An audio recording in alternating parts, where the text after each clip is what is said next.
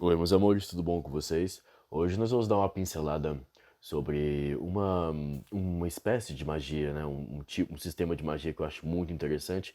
Eu acho que para a gente poder aprofundar mais o conteúdo, acho necessário a gente fazer menções aqui no canal e posteriormente utilizar este vídeo de hoje para menção futura. Nós vamos falar hoje sobre o xamanismo.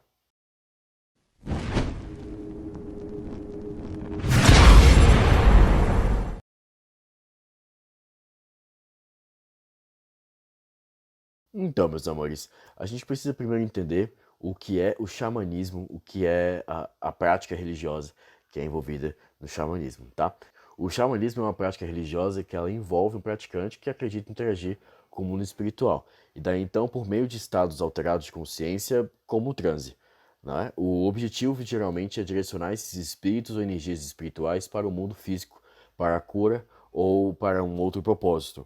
As crenças e práticas que foram categorizadas como xamânicas atraíram o interesse de estudiosos de uma ampla variedade de disciplinas, incluindo e especialmente antropólogos, arqueólogos, historiadores, estudiosos de estudos religiosos, né, de outras religiões, especialmente filósofos e psicólogos.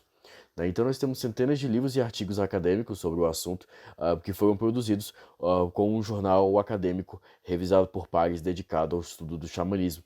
E daí então, no século XX, muitos ocidentais envolvidos no movimento contraculturais criaram práticas mágico-religiosas modernas influenciadas por suas ideias de religiões indígenas de todo o mundo, criando o que foi denominado neo-xamanismo ou movimento, como chama o termo em inglês, neo-shamanic. Ela afetou o desenvolvimento de muitas práticas neopagãs, bem como enfrentou reações e acusações de apropriação cultural, e daí então a exploração e deturpação quando os observadores externos tentaram representar culturas às quais não pertencem. O que seria a palavra xamanismo? Bom, provavelmente derivou da palavra tungúsica, saman, que significa aquele que sabe. A palavra em inglês moderno vem da palavra Evenki Saman. Eu vou deixar escrito para vocês aqui como é a pronúncia, que daí então, provavelmente do dialeto do Sudeste falado pelos povos Sim-Evenki.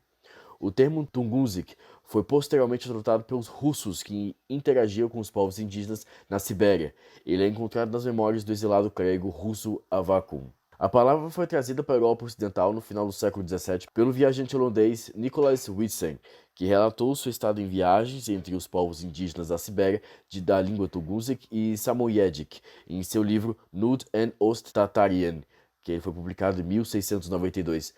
Adam Brand, um comerciante de Lübeck, publicou em 1698 seu relato de uma embaixada russa na China.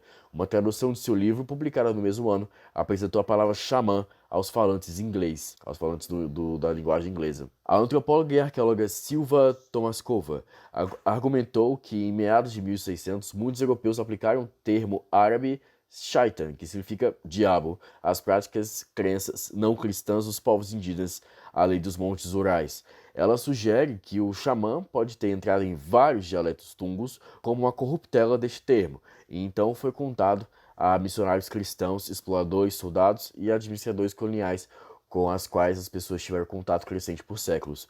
Um xamã é às vezes chamado de xamanca, que não é um termo real do Tungus, né, do local da Sibéria, simplesmente xamã, mais o sufixo russo ka, para os substantivos femininos. Então nós temos aqui xamã, né, o praticante masculino do xamanismo, e nós temos xamã K, para substantivos femininos, para praticantes do xamanismo do sexo feminino. Não existe uma definição única para a palavra xamanismo entre os antropólogos.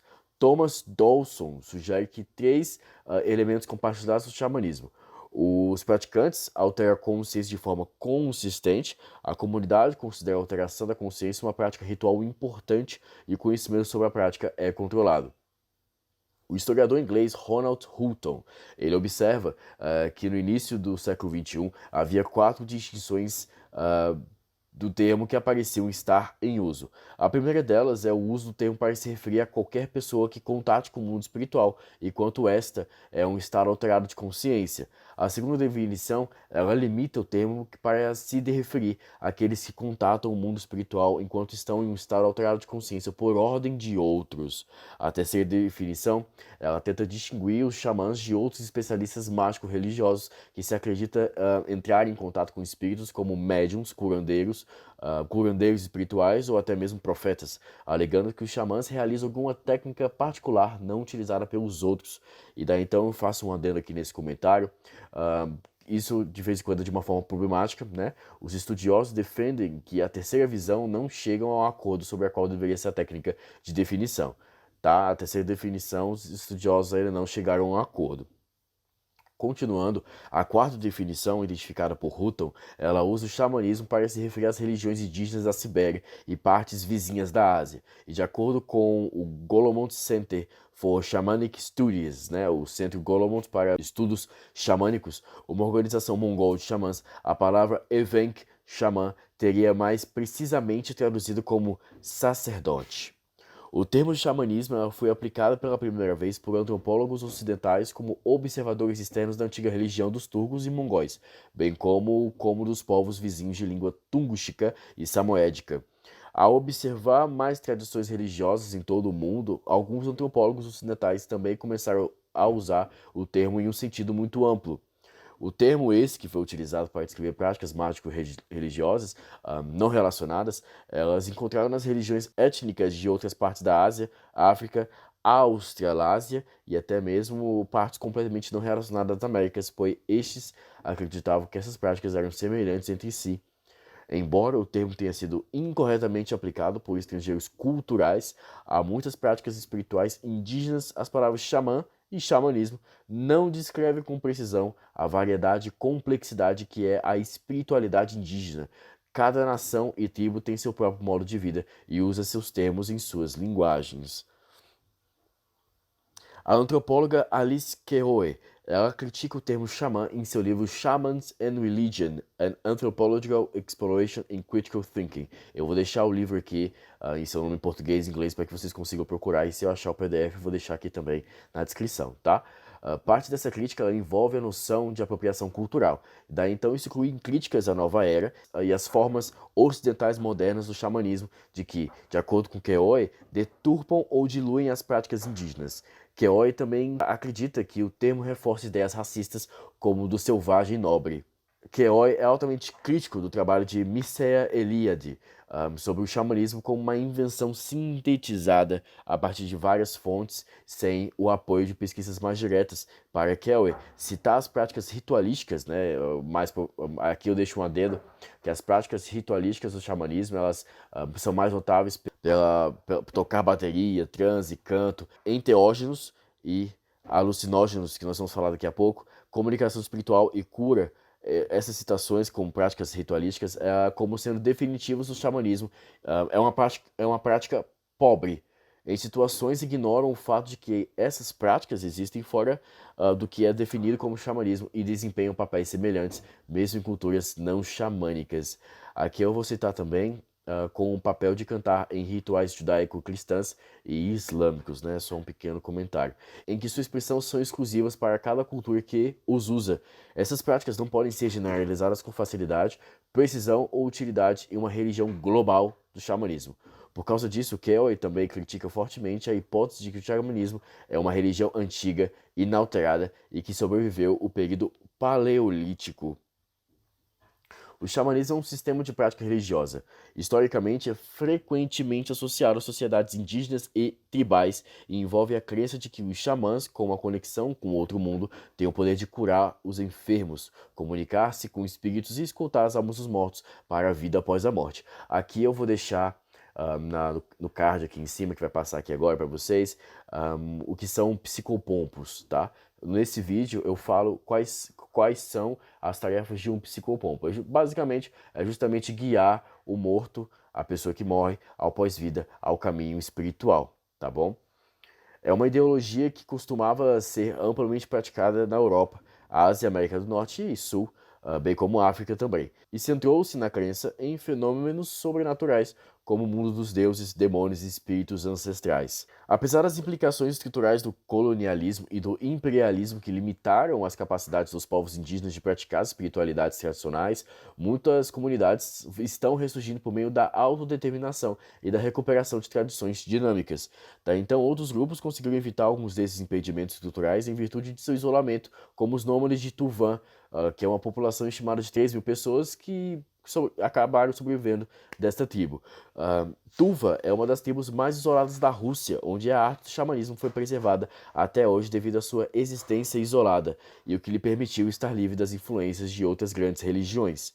Existem muitas variações do xamanismo em todo o mundo, mas várias crenças comuns são compartilhadas por todas as formas do xamanismo. As crenças comuns elas são identificadas por Eliade, de 1972, e são as seguintes. 1. Os espíritos existem e desempenham papéis importantes tanto na vida individual quanto na sociedade humana. 2. O xamã pode se comunicar com o mundo espiritual e os espíritos podem ser benevolentes ou malévolos. 3. O xamã pode tratar doenças causadas por espíritos malévolos. 4. O xamã pode empregar técnicas de indução de transes para incitar o êxtase visionário e ir em busca da visão. 5. O espírito do xamã pode deixar o corpo para entrar no mundo sobrenatural em busca de respostas, né? Que aqui é o que é chamado de projeção astral. 6.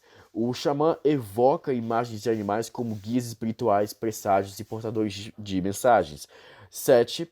O xamã pode realizar outras formas variadas de adivinhação, vidência, lançar ossos ou runas e, às vezes, predizer eventos futuros. O xamanismo é baseado na premissa de que o mundo visível é permeado por forças invisíveis ou espíritos que afetam a vida dos vivos.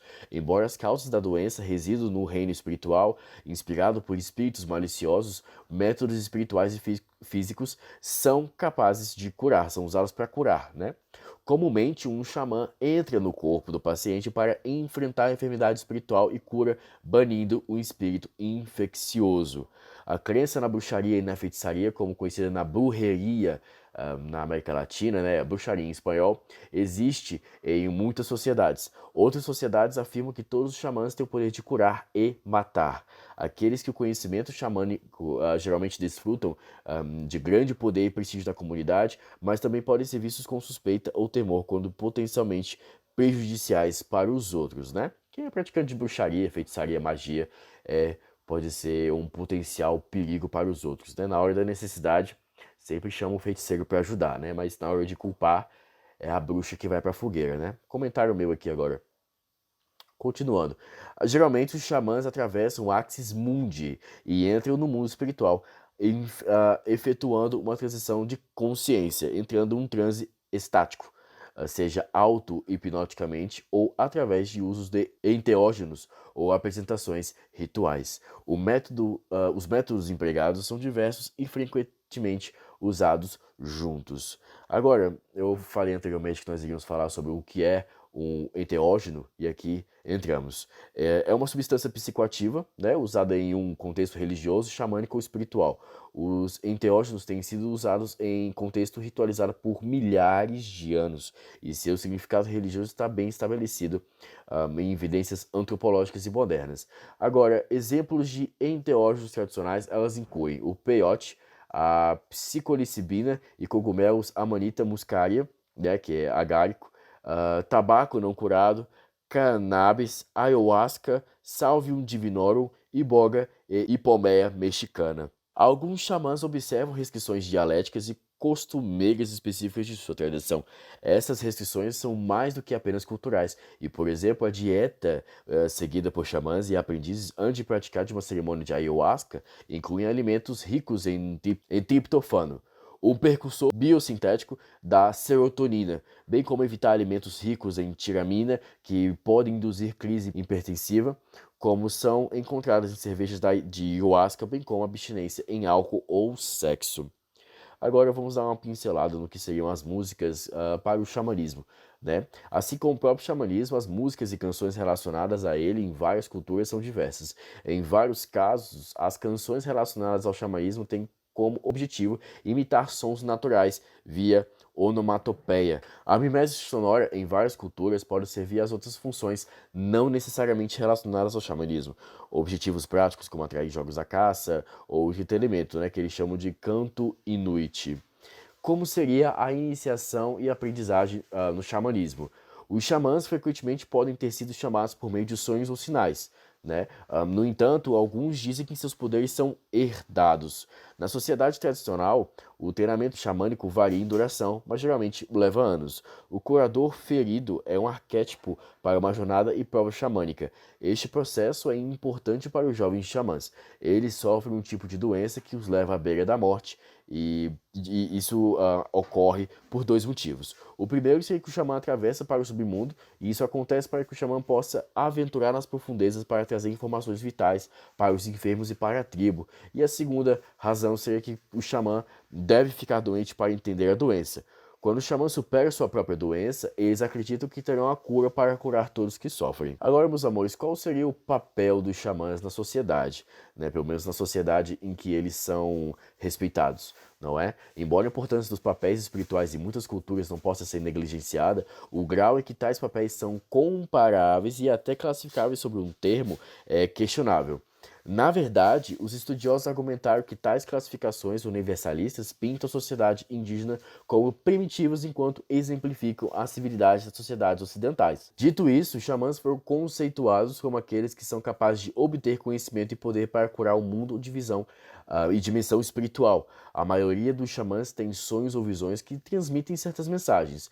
Os xamãs podem alegar ter adquirido muitos guias espirituais e que eles acreditam guiá-los e direcioná-los em sua viagem pelo mundo espiritual. Sempre se pensa que esses guias espirituais estão presentes dentro do xamã, embora se diga que os outros os encontram apenas quando o xamã está em transe. O guia espiritual energiza os xamãs, permitindo-lhes entrar na dimensão espiritual. Eu faço um adendo, um comentário nessa parte aqui, porque eu consegui construir esse texto para trazer para vocês, não só por pesquisas, é claro, né? Eu não quero trazer conteúdo errado para vocês ou incompleto, mas quero trazer um conteúdo autêntico. Esse texto ele foi construído de um praticante das artes xamânicas, né? Então, ele tem atestado de validade por um xamã, né, do meu clã. Quem segue meu TikTok sabe o que eu tô falando. Os xamãs afirmam curar dentro das comunidades da dimensão espiritual, devolvendo partes perdidas da alma humana de onde quer que tenham ido. Os xamãs também afirmam limpar os excessos de energias negativas que confundem e poluem a alma. Os xamãs atuam como mediadores de suas culturas e também afirmam se comunicar com os espíritos em nome da comunidade, incluindo os espíritos dos falecidos. Os xamãs acreditam que podem se comunicar tanto com os vivos quanto com os mortos para aliviar a inquietação e questões não resolvidas e para entregar presentes aos espíritos. Agora, como seria o aspecto ecológico do xamã em si? Né? Entre o povo tucano, que eu vou deixar aqui como exemplo, existe um sofisticado sistema de gestão dos recursos ambientais para evitar o esgotamento dos recursos por meio da caça excessiva. O sistema é conceitualizado mitológica e simbolicamente pela crença de que quebrar as restrições de caça pode causar doenças. Como principal professor do simbolismo tribal, o xamã pode ter um papel de liderança neste manejo ecológico, restringindo ativamente a caça e a pesca. O xamã é capaz de liberar animais de caça ou suas almas de suas residências ocultas. O povo Piaroa tem preocupações ecológicas relacionadas ao xamanismo. Quais são as origens xamânicas? Né, de acordo com a história. As origens das práticas xamânicas elas podem se originar ainda no período paleolítico, tá? Anteriormente a todas as religiões organizadas e certamente já no período neolítico. O mais antigo sepultamento indiscutível conhecido de um xamã, fazendo um adendo aqui e por extensão, é a mais antiga evidência indiscutível de xamãs e práticas xamânicas, tá bom? Remonta o início do período paleolítico superior, né, que nós temos aí 30 mil anos antes de Cristo, no local onde hoje é a República Tcheca.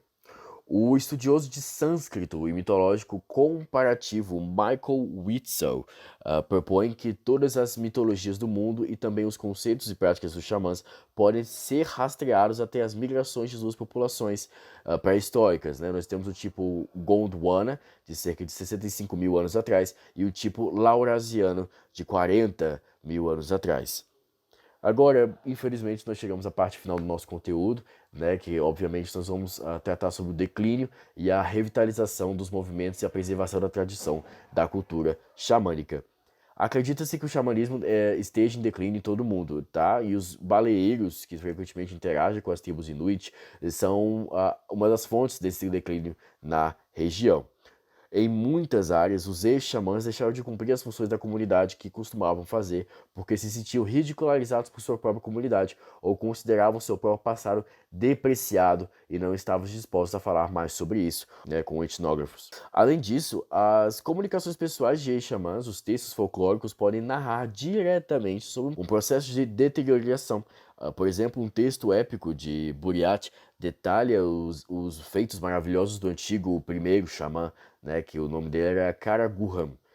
Ele poderia até competir com Deus, né, de acordo com as lendas, criar vida, roubar de volta almas dos enfermos de Deus, sem o seu consentimento. E um texto subsequente lamenta que os xamãs de tempos antigos eram mais fortes, possuindo capacidades como onividência, a leitura da sorte, mesmo por décadas no futuro. Então hoje, eu, xamã, Mateus, né, um exemplo, eu consigo verificar o futuro daqui a 30, 40, 50 anos. Tá? Um exemplo aqui. Hoje, o xamanismo sobrevive principalmente entre povos indígenas. As práticas xamânicas continuam hoje nas tundras, selvas, desertos e outras áreas rurais, e até mesmo em cidades, vilas, subúrbios e favelas em todo o mundo. Isso é especialmente verdadeiro para a África e a América do Sul, onde o xamanismo mestiço é generalizado. Então, meus amores, hoje a gente deu uma pincelada sobre o que seria o xamanismo, tá? Esse vídeo ele vai servir para referência futura. Obviamente, eu sempre faço nos meus conteúdos certas menções aos vídeos que nós falamos anteriormente, tá bom? Eu espero que eu tenha ajudado nos seus estudos de hoje. Qualquer dúvida é só comentar. Se gostou, dê um like no vídeo e não se esqueça de se inscrever no canal. Tenham todos um ótimo dia.